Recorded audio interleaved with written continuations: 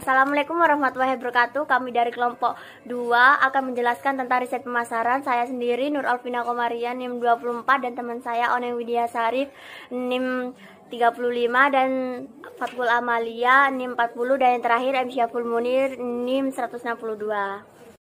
Nah, lanjut saja teman-teman.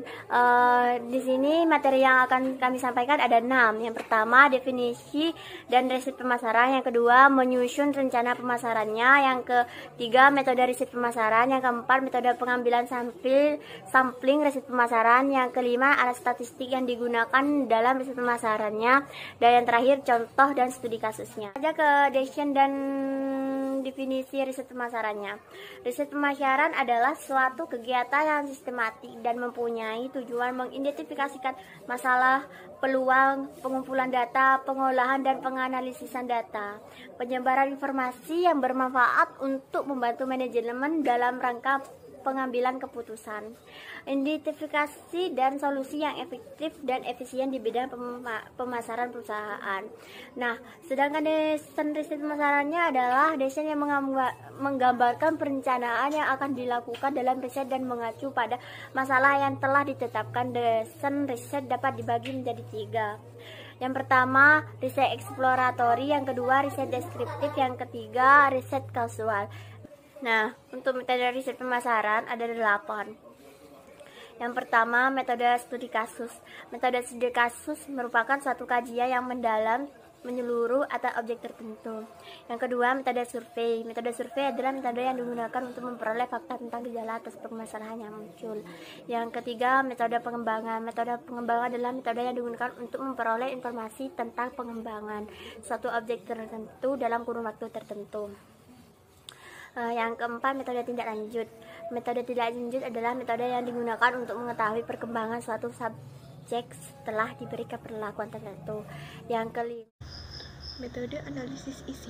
Metode analisis isi merupakan metode yang digunakan untuk menganalisis suatu isi dokumen. Metode kecenderungan adalah metode yang digunakan untuk melihat suatu kondisi tertentu yang akan datang dengan menggunakan proyeksi atau ramalan. Metode yang selanjutnya yaitu metode korelasional yang digunakan untuk menentukan tingkat hubungan variabel-variabel yang berbeda dalam suatu populasi. Yang selanjutnya yaitu metode eksperimen, adalah metode yang memerlukan suatu langkah khusus dalam mempersiapkan data agar mengarah pada penelitian yang lebih objektif dengan 3 prinsip kerja yaitu replikasi, randomisasi, dan kontrol lokal. Menyusun rencana pemasaran. Rencana pemasaran adalah pernyataan tertulis yang disahkan oleh manajemen yang digunakan oleh manajer pemasaran untuk mengkomunikasikan hasil dan perencanaan sehingga karyawan bagian pemasaran dapat melaksanakannya tanpa ada rasa kebingungan. Langkah yang harus dilakukan dalam menyusun marketing plan atau menyusun sebuah rencana pemasaran yaitu antara lain 1. Dilakukan analisis situasi. Yang kedua, tujuan serta sasaran harus terbentuk. Yang ketiga, penyusunan strategi dan program yang berkelanjutan. Yang keempat, membuat bagan rencana pelaksanaan yang telah ditentukan. Metode pengambilan sampling riset pemasaran. Sebelumnya, sampel merupakan suatu data yang ditarik dari sebagian populasi. Di sini, sampel dapat diartikan sebagai bagian yang lebih kecil dari sebuah populasi, namun sudah bisa dianggap mewakili dari keseluruhan. Teknik pengambilan sampel. Probability digunakan ketika setiap anggota memiliki peluang untuk dipilih menjadi sampel. Probability sampel itu mencangkup 1. Sampel random sampling merupakan suatu cara yang digunakan untuk mengambil sampel secara acak. Yang kedua, systematic sampling merupakan cara yang digunakan untuk mengambil sampel dengan menggunakan aturan dan pola tertentu. Yang ketiga, stratified sampling, yaitu mengkategorikan populasi menjadi beberapa tingkatan atau kelompok. Yang keempat, yaitu cluster sampling, dilakukan pada cluster sampling untuk membagi menjadi beberapa kelompok. Selanjutnya, non-probability, yaitu ketika peluang menjadi sampel hanya ditunjukkan kepada beberapa orang, bukan semua anggota populasi. Non-probability sampling dapat dibagi menjadi 1. Judgmental sampling. Metode judgmental sampling ini menggunakan dasar pertimbangan tertentu dalam memilih sampel yang akan digunakan. Yang kedua, confirmed sampling.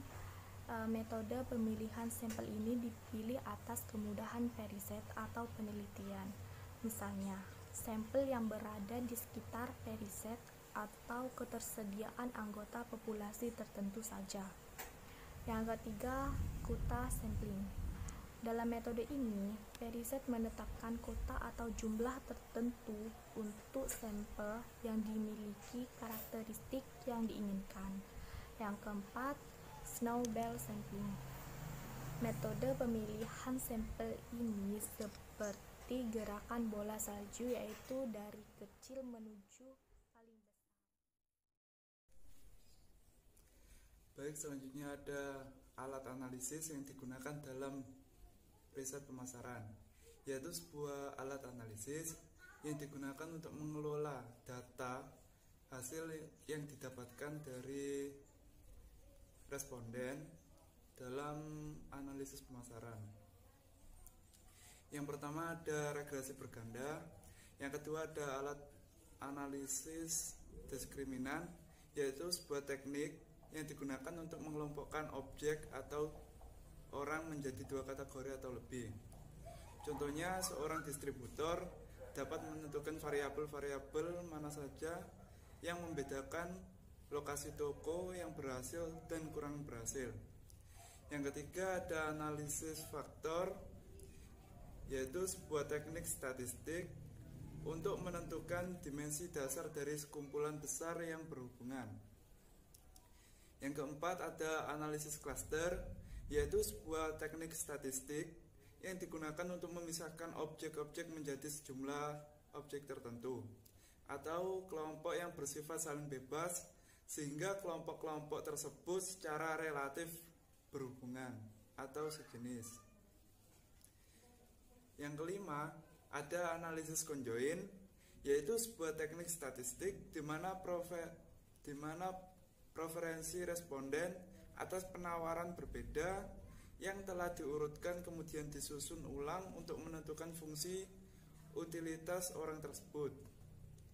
Yang keenam ada penyusunan skala multidimensi.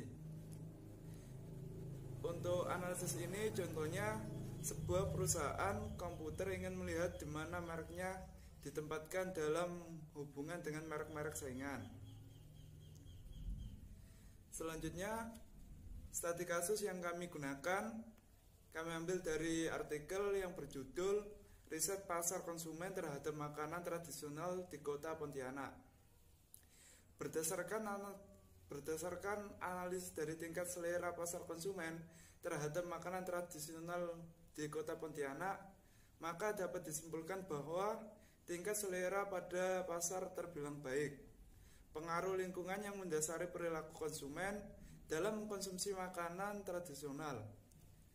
Pengaruh lingkungan terdiri dari pengaruh budaya, kelas sosial, pengaruh pribadi, pengaruh keluarga, dan situasi. Untuk contoh dari kuesioner dapat dilihat dalam PowerPoint berikut ini. Sekian presentasi dari kelompok kami. Apabila ada yang ditanyakan, silahkan tanya dalam forum diskusi. Sekian, wabillahi taufiq wal hidayah. Wassalamualaikum warahmatullahi wabarakatuh.